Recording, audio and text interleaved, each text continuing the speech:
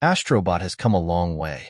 Created by the Tokyo-based developers at Team Asobi, the character first arrived in 2013's The Playroom, a collection of augmented reality games that featured this adorably pint-sized bot living inside the DualShock 4 game controller.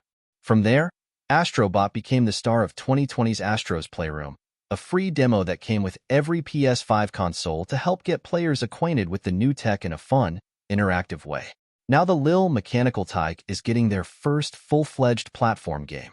Team Asobi announced the new title during Thursday's PlayStation State of Play presentation, and studio head Nicolas Doucet gives Entertainment Weekly exclusive intel on what we can expect when the game launches this September 6th on the PS5. "We wanted to make a big game," Doucet tells EW of the platformer, with more than 80 different levels. "This is really about going up one notch, really several notches, and having Astro's big story. We call it Astro Bot because we treat this as a new beginning. That's a really, really big game. I think for us, that's the biggest game we've ever made." The premise centers around an incident that breaks apart Astro's DualSense spaceship in the form of PlayStation gaming equipment and scattering its bits across the universe. The bot now has to embark on a mission to find all the pieces. According to Doucet, there are 80 planets spread out across 6 galaxies. One world, he explains, features an island in the form of a giant crab. Others, as seen in the announcement trailer released on Thursday, feature other environments like jungle, volcanic, and desert. "We really wanted to make sure that the player had a renewed experience every 10 minutes or so," he says.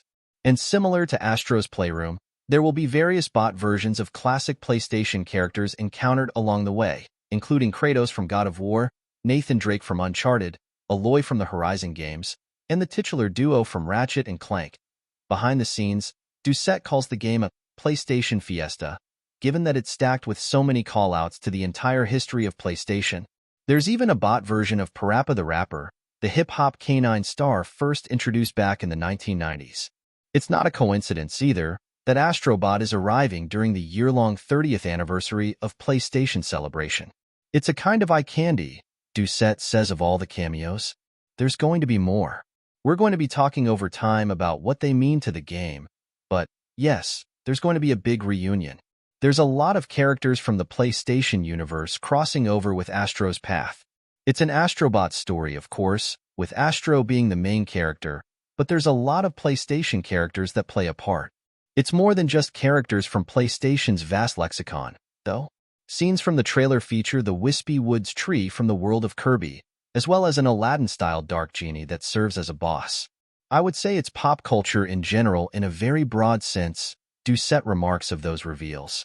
"That's something we've always done as part of our games. Look at iconic real-world inspirations, a lot of them from Hollywood movies or famous animation, and looking at themes that really cross generations. It's surreal that Team Asobi can now count Astro Bot as a character on par with the likes of Kratos and all of PlayStation's other first-party heavy hitters that the new game features in some way." Doucet recalls how Astro's Playroom was really about focusing on the PS5 and sharing what we could do with the controller. He notes, "The charm of Astro and how he resonated with people went beyond what we expected. At that point, we decided to make a big game. Don't let the Easter eggs and Kratos cameo fool you.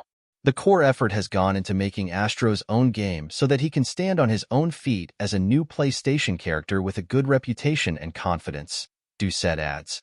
"But also on top of that, there is this whole coating of nostalgia.